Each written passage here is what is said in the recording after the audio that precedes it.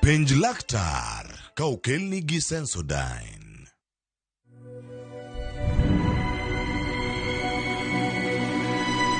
Sensodyne gives you long-lasting protections against sensitivity. I recommend Sensodyne because it works.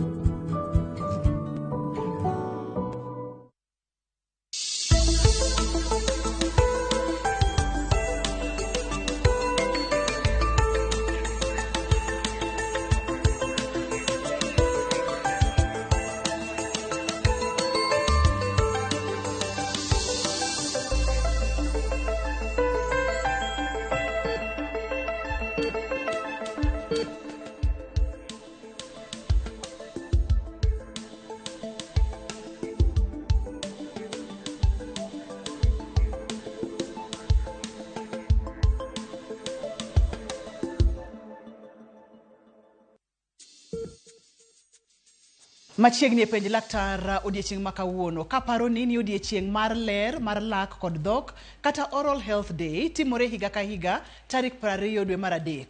Ma en mar yango kendo puonjo oganda weche ler higa ni.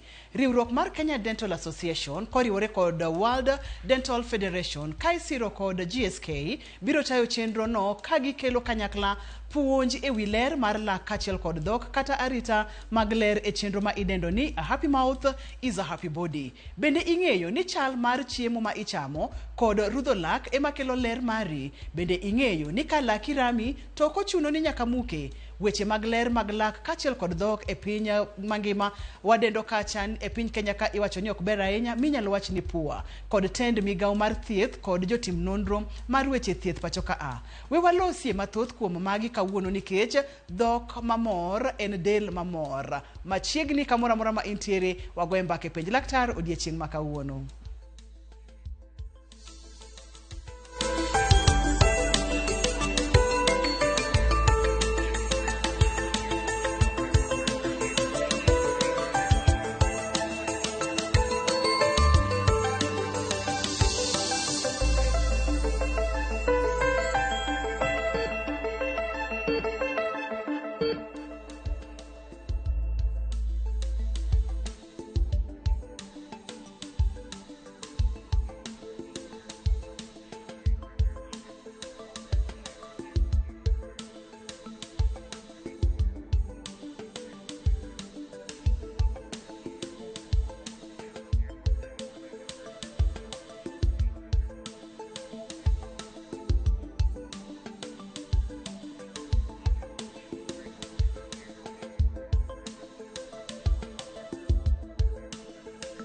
Ageno ni seikori mondo mwagoye mpaka kotenore kod weche mange koni mana matin nono. To nikech an owuono kalo nye weche gi ahinya amor mokalo ni wendo wa kendo daktari osechopo e studio. Obro nyiso wa ne nyinge ng'a kendo en jalony e weche mage kae to wadonje twak achiel kachiel odiechieng' ma kawuono. Machiegni penj laktar. Asante sana. Erokamano. An nyinga ni Arnold Malit, an Ward Malit Martin Opudo. Homa Bay County kamilongo ni Wangchieng Kobala Sub County. Aneno kirwako law mondik ni Kenya Dental Association kawuono en odiechieng' ma piny ngima wang'iyo weche mag ler mar dhok kata oral health. Ang'o momiyo odiechieng' ni ng'enyne ji celebrate kata ang'o momiyo wa celebrate odiechieng' ma kawuono? World Oral Health Day en chieng' ma kende moket ma celebrate ler lak mondo wang'is jopiny kaka ler lak nyalo konyo gi dend maber gi ngima ma dend. Wabedo ga kod theme mar higa ka higa. Higa ni thoro wach kata theme en ang'o daktari? Theme waka this year en a happy mouth is a happy body. Mano ng'iso ni mor ma lek en mor ma dend. Yes. Dhok maber kata dhok mamor, a happy mouth is a happy body. Mana kaka wanene ka aseche ma dhogi mor mano dendi duto te mor. Ere kaka watudo dhok kod del te nikech watudo dhok kachiel kod body, ere kaka tudruok nitie? Gimonego wang'e ni en dhok en wawach ni window to the body. En dirisa? Dirisa to the body. Sami chiemo te dhi e dendi kaka kadho e dhok. koro ema ngiso ni dhog en the first thing ma yudo contact gi e body ni. Maka ber to dhogi onego bed mamor. Ibro nyiso kaka dhok nyalo bedo mamor nikech maa ema bro miyo dendi duto te bedo mamor. Nikech wacho kacha ni a happy mouth is a happy body. Adwa ni mondo mi wang'iya ne ber creating awareness kata ber nyiso oganda wa weche ma wawuoye gi odiochieng' ma kawuono. Gimomiyo ber ka wa create awareness, gimomiyo ber ka wanyiso oganda kata ka wabedo kod twak ma wantiere godo odiochieng' ma kawuono. Okay, ntie ber ng'eny nikech ntie kaka tuoche mag dend ma iyudo kokirito dhogi maber, kokirito leki maber, to be ntie tuoche moko ma dhi yudre e dhogi nikech in go e dendi. Koro emomiyo ober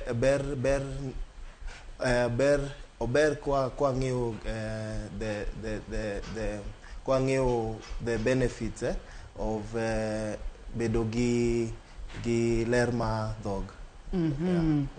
Manyiso ni nitiere tuoche moko manyalo bede del, bro nyisore gi e dhok kata dhok nyalo nyiso ni del chal nade. Emomiyo ber ka wa create awareness, ber ka wang'iyo ni kaka wanyalo rito dhowa nikech mano bro ng'iyo kaka warito dendwa waduto te. Seche ma wacho weche mag oral health, dhok oting'o gik mang'eny. Kwa wacho oral health, wang'iyo dhok ber kata ler mar dhok ka oting'o ang'o gang'o. Koro dhog oriwo gik ma kaka lek, lep, leo gi kata ring lak. Gi be kata inyalo keto palette luongo nango. Wil dhok malo gi duondi. Ma en tich mang'eny mokalo nikech kirit duondi, lewi, lekeni, dandi nyaka ring lak oken gimonego bed ni ikawo e yo mar oyuma nikech magi kachiel nigi chandruok to giduto te ginyalo bedo kod chandruok. Koro nyisa wach mar oral health. Koro oral health oral health emowacho ni en ler dhog. Oral health oriwo kakiwacho rito gik mwawacho gote, leki, to leki irito gi goyo mswak mondo kikibed gi kute e leki, kikibed gi buche, kikibed gi rem. Warito be onego be ni rito be ginene ilongo nango ring lak. Ring lak, gums. Ring lak be irito gi go mswak be, timo gimiluongo ni flossing, mondo kikibed gi leke ma ndekni be.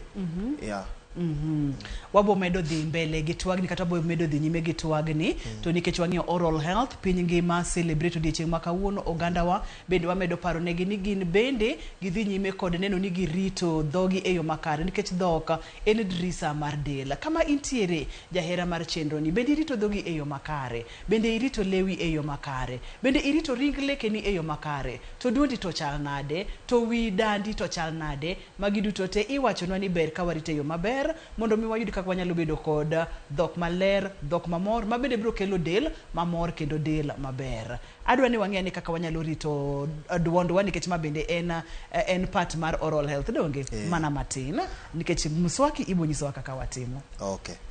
Koro rito mano be wagoya mswak nikech ntie kute madhi e duondi kokigoyo mswak. Koro nego igo mswak, sami goyo mswak be igoyo lewi, onego bed ni ikudo pi, ikudo gimiluongo ni mouthwash.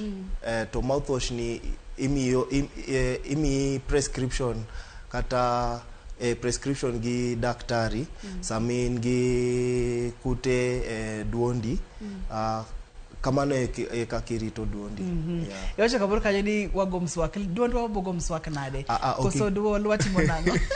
Okay, go duondi mswak, igo lewi. Mswak. Igo lewi mswak, nikech ineno kute kata chilo mantie elewi nyalo chope duondi. Koro mano kata wawach ni prevention. To kanye ma iwacho gani mondo mi wakud pi kata pi chumbi igagol ma abende ni yo minyalo luogo godo duol.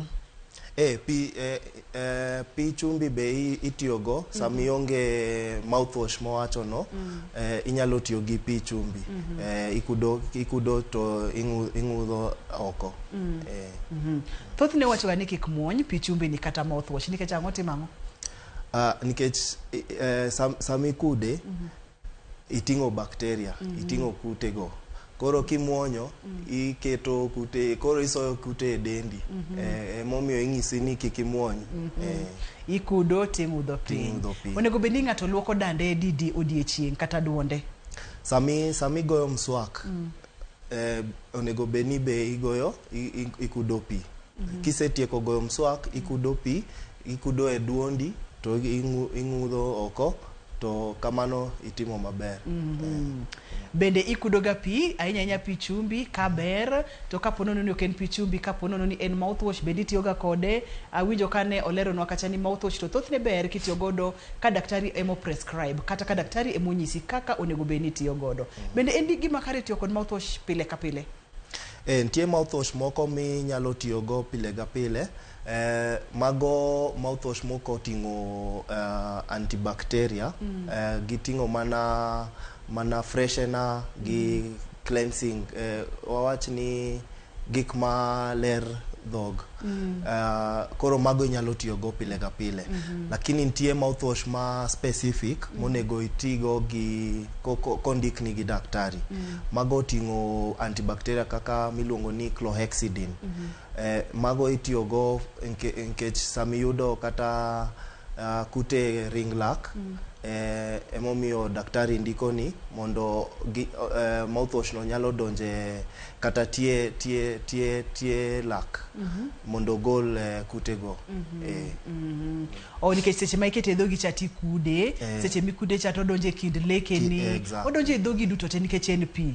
Koro ponono ni ionge kod kute mag lak, tinyalo tiyo kod mamoko gi. To ka intiere kod chandruok, titiyo kod antibacterial mouthwash. Ang'o miyo ber ka ng'ato tiyo kod antibacterial piyo e keto ler mar dhok kata rito ler mar dhok? Nikech dhogi be oting'o bacteria ma wawacho ni en beneficial, mabeyo. Koro kitiyo gi antibacterial mouthwash, seche te idhi golo bacteria go. To koro kanyo iyudo infections dhogi ma bacteria gi ne geng'one. Ma wantiere kod bacteria mabeyo, wantiere kod maricho, to kitiyo go ahinya tibiro golo nyaka mabeyo, kata ibiro expose dhogi ne tuoche ne chandruoge. Wantiere kod chandruoge ma wanyalo bedo godo e ngimawa, kata gigo ma affect ngimawa pile pile kotenre kod poor oral hygiene. Gin kaka mage? Just repeat that. Wantiere kod gik moko ma nyalo affect ngimawa. Kuom ranyisi kaponono ni intiere kod cavities kata intiere kod leke motuche, dire kaka odhi affect ngimani ma pile pile, kata kaka odhi rocho ngimani ma pile pile. Kopogore kod cavities magin tuch mag lak, ere kaka ka okirito dhogi maber nyalo affect kata nyalo rocho ngimani ma pile pile? Koro kin gi wawach ni tuo ma ring lak, for example, ma dhi mi okinyal chiemo maber, nyalo mi ibedo gi gimiluongo ni low self esteem kata in front of people, be in gi ng'we marach mawuok e dhogi. Koro that the affecti nkech okinyal chiemo maber, psychologically be odhi affecti. Koro emo wacho ni onego bed ni irito irito leki gi dhogi gigo te mondo mi obed maber nikech po nono ni okirito gi maber kaka daktari opimonwa cha ibro bedo kod low self esteem tiende ni chia mari bro dok piny kapo nono nego beni wuoyo to kinyal wuoyo yo makare bro dhi marocho pachi ibro bedo kod mental instability nikech gini sik chandi sate okinyal chiemo yo makare magikone ibro yudo karocho ni ngimani mapile pile nikech madini monego beni yudo bende okidhi yudo kopogore kod mago obro ketha ngimani e yore mopogore yenwa wakaw yweyo kawaduogo to kamwagikeno emwachako godo chenro ni kik idhi mabor kata matin kik isudi.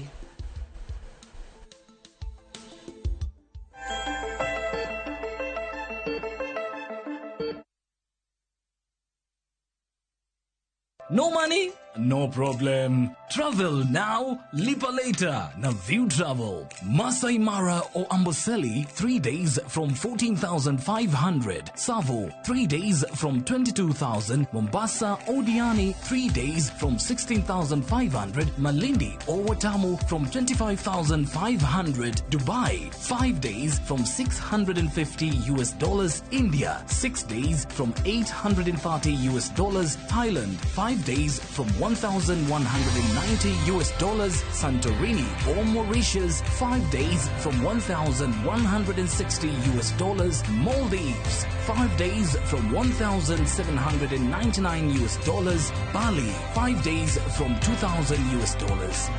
View Travel. Dream. Explore. Discover.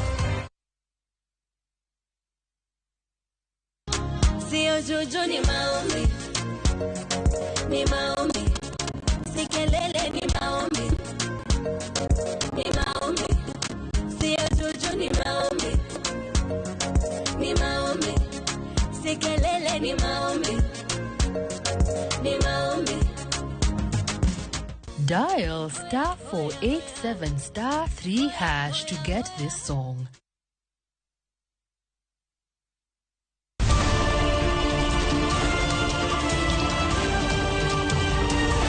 Koru to rugi mage. Weche manyien. To chuny mbaka en nyiero, ywak kod muodo lak. Matwak kod duond jopiny. Nyakora Ramogi jong machiegni neno weche manyien. Ma en rupiny kod mbaka oromo e Ramogi TV.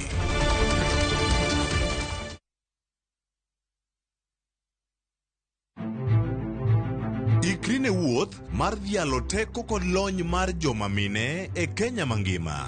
Na explore mang'e kaka bro connect numbers gi solving real world problems. Onyalo bedo e weche mag ohala, paw siasa kata dongruok. Mine gi yaw yore ne oganda e higni mabiro. Adwa nyiso joma rowere ni kentie idea main koto chaka kada kaen mana mar uso mandas. Kochakore jiwo ratiro e kind chwech nyaka ting'o duond ji mopogore makelo lokruok makare. And about just punjo jotelo bedo joma ber, bedo joma kare, joma ohero dongo, joma tiyo negi, employees matiyo ni ka gionge, you cannot go for agile. Mine wacho ngeso ka ngeso kod jailieta.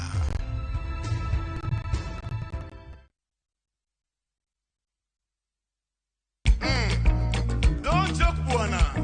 Kit thumbe mawakelonu otenore e ndhadhu maggi. Ramogi Night, chenro makeloni luwo benga luwo rumba kachiel gi ajawa. To kure kodwa bedo monde isore. Ano pete kandiko joko kota we imam. Ana miela zipea onge ng'ama wacho. Wela pomo chandaga. Tumechewa kanino. Ramogi Night. Tumoketo wiya. Makinungo. Ticha Beach ka Ticha Beach sang'wen otieno.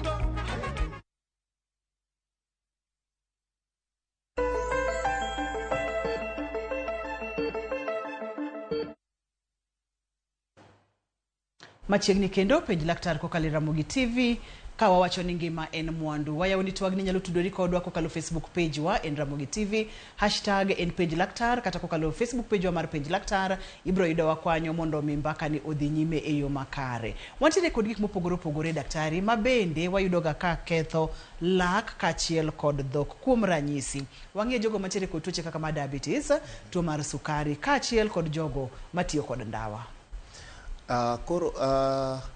Ntie tuoche moko ma bedo related gi health ma oral health miluongo ni kaka tuoche skari. Research wacho ni kaka wachak gi skari. Research wacho ni tuoche skari en affect ginene ring lac.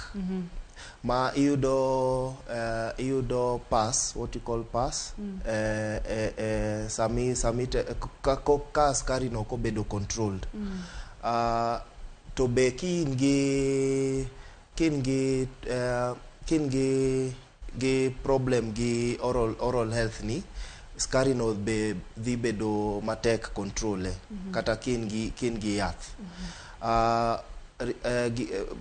Gik kaka smoking, madho ndawa magi affect ring lac nikech gikausha ginene remo. Gitwoyo remo ma koro remo ok chope e ring lac. Ko sami yudo tuo ing'e dendi tero remo kama tuo ntie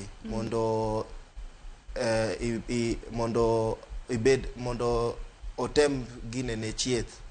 To ka remo odok piny, chieth no ema dhi kethre, koro ok ibi yudo chieth.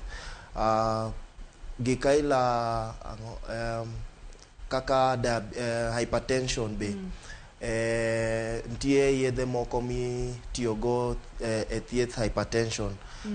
Magi kelo gimiluongo ni gingival hyperplasia. Ring lac yudo swellings. Makoro onego bedni kin gi pressure, kin gi pressure to ntie yedhe moko mitiyogo to ayudo ni in gi hyperplasia no kata gingival swelling. Waduoki e daktari mondo olok ni yedhe go ma pressure go. Ma wayudo kacha ni seche ma ng'ato madho ndawa to ndawa ni tuoyo remo ma bende nyalo miyo koro ng'ato bedo kod complications mopogore opogore. Kata ndawa no be kelo ginene plaque, wawach ni nyuka. Ntie gikaila nyuka machal gi nyuka. Plaque no kelo gigo e leki. To be stains, yudo stains mang'eny ma kitemo brush ok wuog. Koro ndawa nigi complications mang'eny. Wantiere kod Dr. Arnold e studio, wang'iyo kacha weche mag oral health kata ler mar dhok. Wayudo kacha ni dhok oting'o gik mang'eny, gik mopogore opogore. Dr. Arnold adwa ni mondo mwang'e ne statistics ma pacho ka kotenore kod weche mag cavities kata chandruoge mag lak kuom nyithindo kachiel kod kuom joma dongo. Chal nade? Nonro chal nade? Wayudo ni nyithindo mang'eny e pacho ka giyudo ginene buche mang'eny e lekegi nikech wawach ni wazazi emagoyo nyithindo gi piny nikech samonyuol gi iyudo kaka dichuo weni minege nyithindo to gibedo overwhelmed. Ogipar kata wach ginene kata luoko leke nyithindo go. So kendo yudo ni breastfeeding. Seche ma ng'ama miyo dhodho nyathi. Sama otiyo gi breastfeeding mondo nyathi kik chande. Koro yudo ni nyathini bedo exposed skari mang'eny. Nikech chak nitiere gi skari. Chak nitiere gi skari. So bedo exposed skari mang'eny. mano dhi affecte odhi yudo waluongo dental caries kata buche to magi buche e leke mo tingo kute koro iyudo nyathi bedo gi problem breastfeeding koro konyal chiemo maber to problem ni iyudo setup ma wawacho ni low income setups kuma ji ing'eyo prioritize kaka gibo chiemo mondi oginyal wach ginene oral health is not priority for them nikech adier Dr. Arnold ko wacho adier kaponono ni intiere kod siling 100 to intiere kod nyithindo ka idwani nyithindo gi ochiem weche mag rito ler mar dhok bende idwani mondo mi nyisgi moro ibro miyo alternatives nikech in bende kaka laktar molonye weche ginyalo nyiso ni kaponono ni in ionge kod pesa moromo dhogi bende nyaka rit maber ionge kaka inyalo nyiewo yadh lak toothpaste pile ka pile kata tok dwe kata tok jumbe adek inyalo tiyo gang'o mondo mi irit dhogi obed maler magi biro nyiso wadonge mondo mi waduoka ne cavities piny kuom nyithindo leke motuch kachiel kod leke mokethore kuom nyithindo ma bende wayudo ni joma mine kachiel kod joma jonyuol parents wan mwakendo waketo nyithindo gi kamarach koro ntie group ma nyithindo monyuol matin gi ma osechako yudo leke gi nyithindo go kionge brush inyalo tiyo gi kitamba kata cloth ma soft ikawo ikete pi maler tiweyo go leke gi okiket gimoro amora e pigno okiket gimoro amora ikawo akawa kitamba maler onego bedni oler to ikete pi maler be to emetiyo go yweyo leke gi ring lak be ring lak iyweyo jok ma osebedo maduong' matin inyalo miyo gi ginene yen imanyo yen moro to e wiye kacha ichamo matin obedo kaka brush emitiyo go goyo mswak kamano koro okinyal wacho ni nyaka ing'iew brush ma toothpaste gi toothbrush e supermarket mondo irit go leke gi ma en gima wanyalo timo waduto te mondo mi waduok piny chandruoge mwabedo godo. Dr. Arnold, adwani mondo mi wang'iane statistics kwanda tamalo 90 mar nonro 90%. Ng'e ka wacho ni kwanda tamalo bro thagi donge. Kora wacho ni 90% mar nyithindo kachiel kod joma dongo ntiere kod ring lak magolo remo. Bleeding gums. Ang'ati mo remo miyo kwani ni malo kama kata wachako ni enang'o makelo bleeding gums. Gimone go ang'eni en every time michiemo seche te michiemo introduce foreign gima wendo e dhogi koro dendi temo interfere dendi temo identify matang'o to process no kelo gimiluongo ni inflammation kata match wawach ni match to inflammation ni symptoms ge en ginene en achiel en remo seche moko yudo rem seche moko yudo swelling okuot gi redness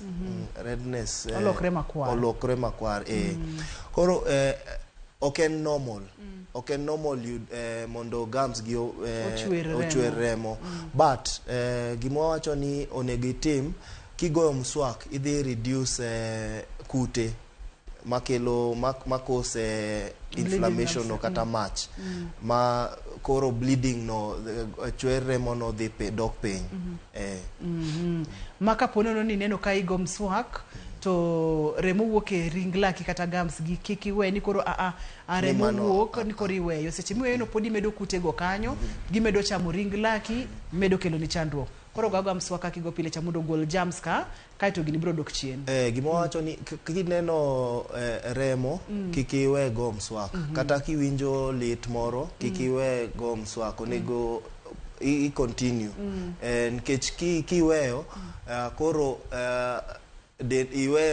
iwe fight no dendi te madhi kigo mswak ineno ikonyo dendi to ikonyo dhogi be ma en tiji mondo mi ikony dendi en tiji mondo mi ikony dhogi. Na nyithindo ma pod tindo bende githoro ga bedo kod bleeding gums, daktari? Yes. Sami yudo inflammation kata match, anytime yudo inflammation idhi bedo gi bleeding gums. Kibedo gi bleeding gums emwa wacho ni onego bedni itemo kaka inyalo keto ler e dhogi seche te mondo bleeding gums go dhi nkech sami go mswak kata itimo ler no i reduce inflammation kata bacterial load no koro remo dhi wach remo no dhi dok piny. Erokamano. Kapod wantiere mana e nonro kachiel kod research, iwacho nwa kacha ni 76% kod atamalo 76 mar oganda jo Kenya ntiere kod sensitivity e lekegi kata leke ma sensitive ma kaponono ni imodho pi mang'ich tibedo gi chandruok, kaponono ni kata yamo kadhe dhogi tiwinjo rem. Ang'o makelo sensitivity? Tang'o momiyo kwan ni malo mokalo kuom jo Kenya? 76% ni malo.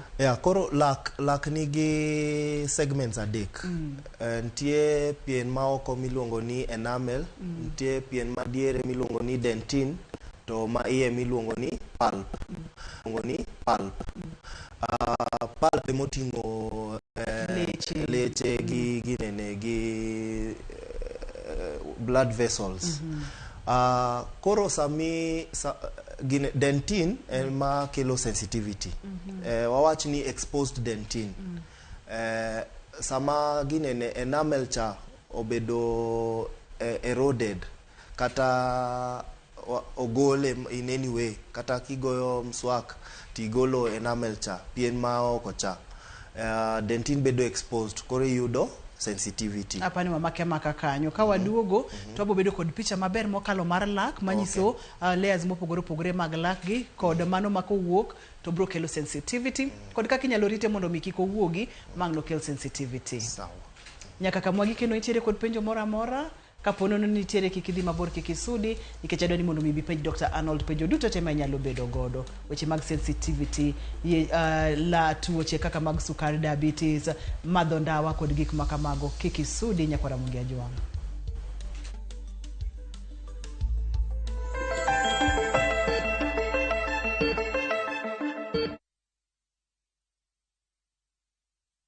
Hi there, I'm your new friend Panda from Paokwa. Come along for our adventure today as we take you through the hummingbird tales. Kim and I are going on a camping trip with our scouts troop. But first, Tilly, AJ, Kim and Penda will explore some inspiring African stories. We will learn together about Dr. Rachel Masake. Can I ask you what you are good at? Maybe you can draw or run the fastest in your class. The little ones of all ages will continue learning as they watch the best content on the go only on Viusasa. There is so much to explore.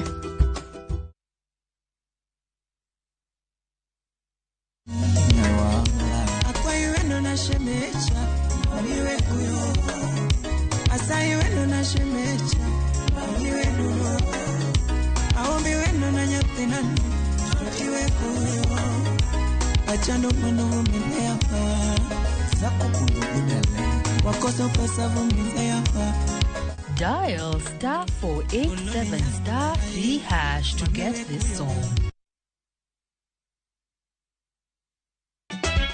Ikrina nyero ma okru.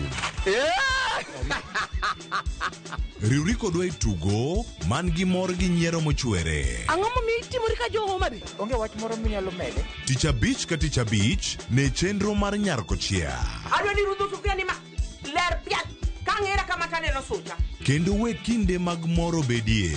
Dhamo biro ka gi ich madhiro sati ni Wada jok saina go jok moa dala ok nyager. Nyiero e yath maber moloyo.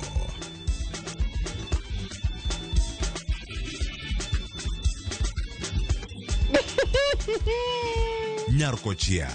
Tich abich ka tich abich, saa 1:45 otieno.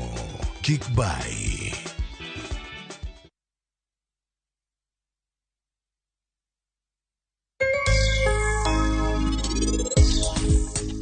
Chon ni pidho skuma ma ne waluongo ni local, ma bende pod jomoko timo maber, lakini karwa ka koro wadhi tuwa mamalo matin, wapidho F1 variety. Kendo ok isedongo kende, nyak bo nyak piyo. En gima king'wedo to bang' wik achiel, kendo nwang' koseromo ng'weto, koyudo lowo maber kod fertilizer. Skuma dwaro pi mang'eny, nikech iteno en pi. Kendo sama pi onge, ibo nwang'o ni iteno ok nyal yar.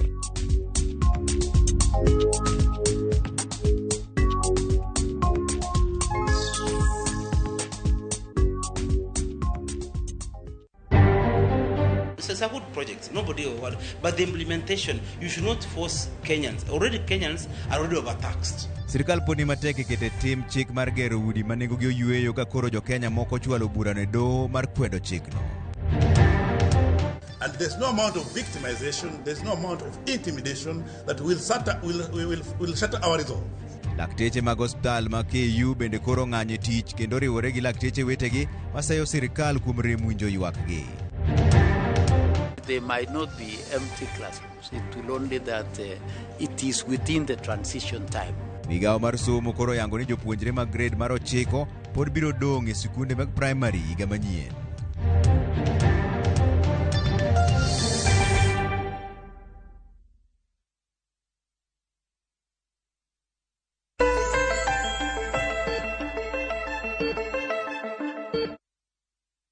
Page laktar kokale RamogiTV ngima en mwandu. Kane pok wadhi e yueyo, ne daktari pimonwa kacha ni lako poge kidienje adek, ntiere kidienje makolal kata kokethore to dhi kelo sensitivity mane wawuoye. Daktari ka ema wantiere machiegni mondo mi wuoth kodwa kod tich mar layer ka layer kata wadoge sensitivity mane wawacho cha. Okay. Koro gima wawacho ni wan gi pien maoko ni ma iluongo ni enamel. Wan gi pie ma diere ni iluongo ni dentin, gima iye ma iluongo ni pulp. Dentin ni emoting'o gima kelo sensitivity. Kizungu wacho ni tubules, dentin tubules. Sama enamel ni obedo eroded kata olal. Kata orumo. Kata orumo. Dentin bedo exposed. Emomiyo koro yudo sensitivity.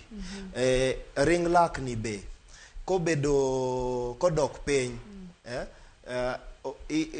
king'eyo ti lak onge enamel. Ko sama kama enamel onge to ring lak odok piny, dentin be bedo exposed to idhi yudo sensitivity. Yeah, that's how sensitivity biro. Ango manyalo miyo enamel rumo makoro dentin bedo exposed kata ango manyalo miyo gums dok piny awinjo kwa luonge gani receding gums receding gums e chenro mar pej laktar ka thothne ango manyalo kelo chandruoge gi koro enamel nyalo rumo yo ma kaka rudho lak. Nitie jok ma rudho lak gi teko mang'eny. Mano reduce enamel. Nitie jok ma timo grinding. En okayo lake. Mano be golo enamel ma koro dentin bedo exposed. Nitie jok ma be onyuol kamano ma yudo gimiluongo ni enamel hypoplasia. Ma enamel no okolosre maber sama leke bedo formed. Kiyudo scenarios go kaka enamel hypoplasia, iyudo dentin bedo exposed to sensitivity biro.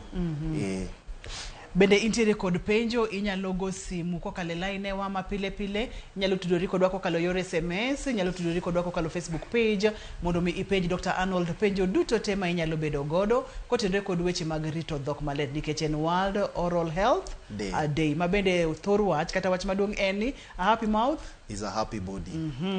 Mana dwani mondo mi mak maber nyakwara Ramogi Ajwang. Kapok wadhi mabor ahinya, wayudo kacha ni nitiere kwan matin mokalo mar oganda jo Kenya mago joma dongo mathoro ga limo laktar mar lak. Nikech ang? Owach ni oral health inexpensive.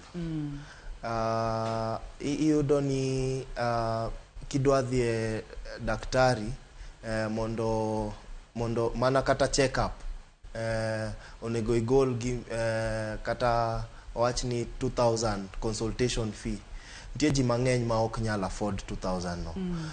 Koro mano miyo jopiny ok nyal afford oral care. To be seche moko yudo tuo ma leke kata dhog gionge rem seche te.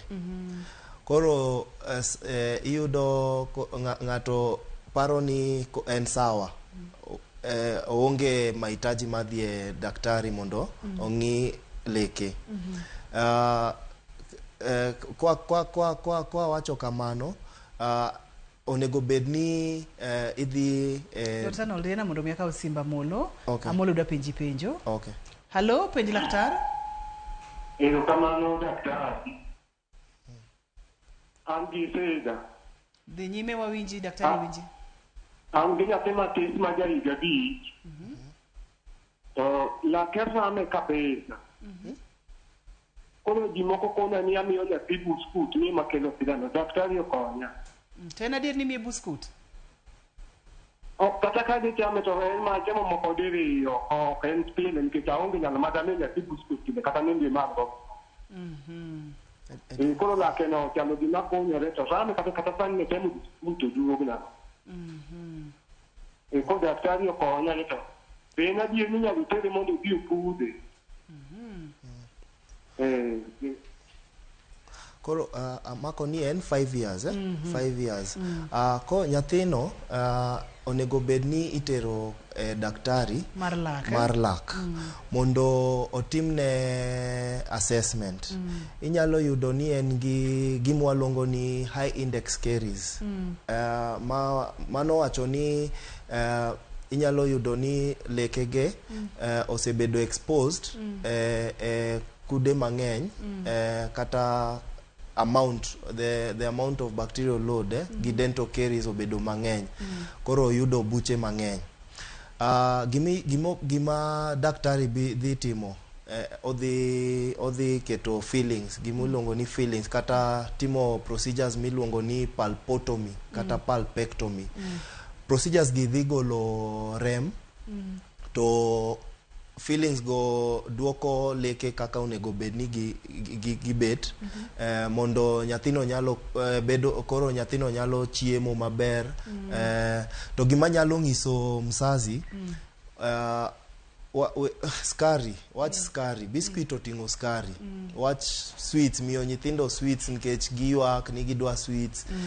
Kidwa kata miyogi, ana wacho ni it's okay, but migi to encourage them. Adwa ni make maka kanyo kikwi wili kama weno mondo mi kawe simbe Eric ka Eric pokolalna.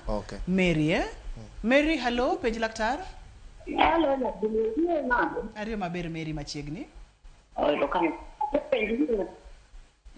Hello. Wawinji? Na penjo. Onse ni na.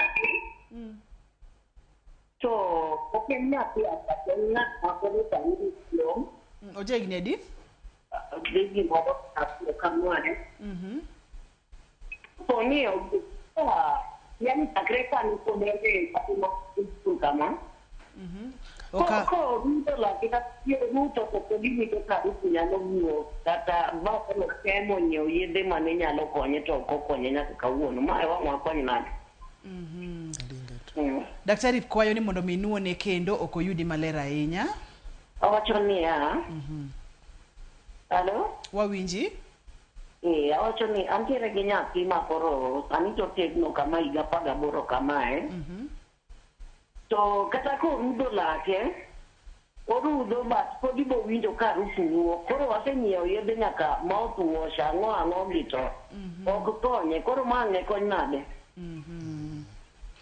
Owacho kata ni katurudhi lake to pod nitiere ka harufu wuoka. Keni ma nyalo bedo halitosis koso nyalo bedo ang'o? Mano nyalo bedo halitosis to halitosis nigi causes several.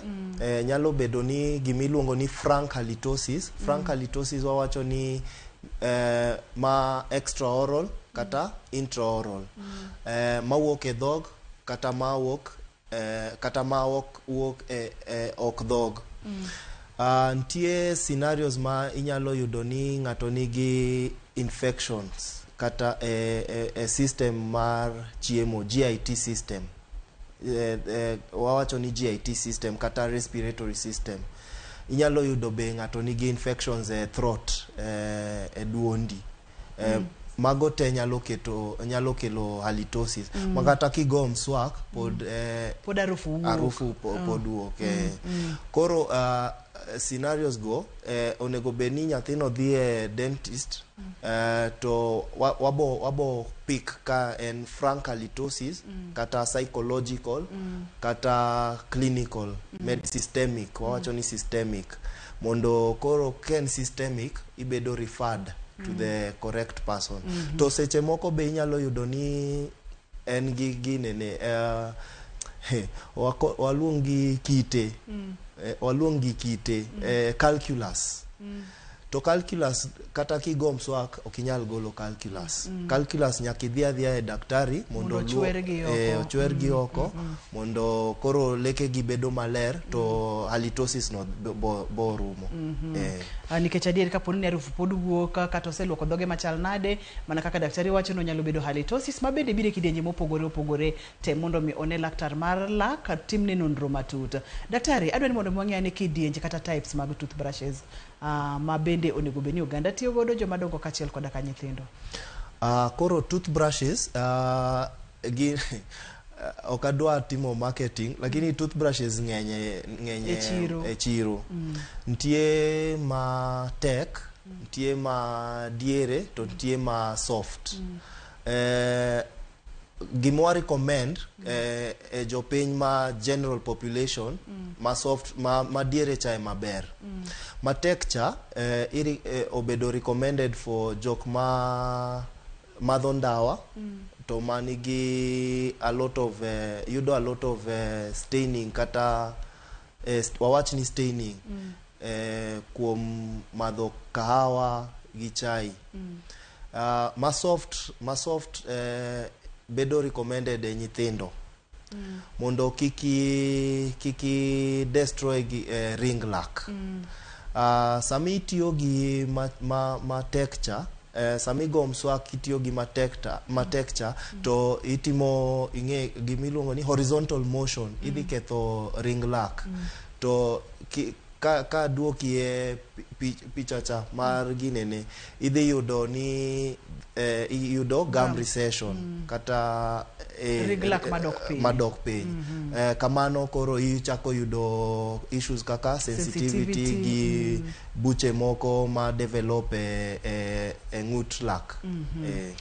Onego beni ng'ato neno laktar mar lak bang' thuolo marom nade e higa?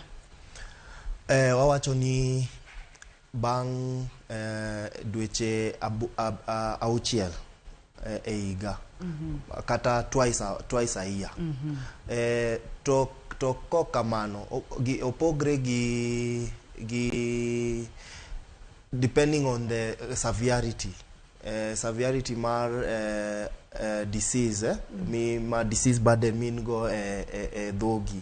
Nikech ntie jok moko ma wanyalo kata recommend iduogo kata bang' week achiel. Ntie jok moko ma duogo kata bang' dweche adek. But recommended for general population kata jopiny general and 6 months. Dr. Arnold, aneno kikelonwa gima chalo lak ka akachiel kod brush. Iwacho kacha ntiere kaka ka ng'ato ogo maswak to ketho ring lak. Yo makare monego beni ng'ato goyo godo maswak, chal nade inyalo pimonwa? Koro ma brush gi ma model moting'o leke. Koro sami goyo mswak onego itiyo gi circular motion. Wawacho ni circular motion, ok horizontal. Nikech kitimo horizontal, to itiyo gi teko mang'eny, idhi ketho ring lack. Ma ring lack dhi dok piny. So samitimo horizontal motion ni, ineno fibers ma brush gi waluongo gi bristols gidonjo e kind lak koro gikonyo golo be chiemo mobedo trapped kanyo. Kisetieko kamano, kiserudho oko kama, onego bedni irudho biting surface kamikayogo okay gi iye be samitimo biting surface kamikayogo mano horizontal is okay.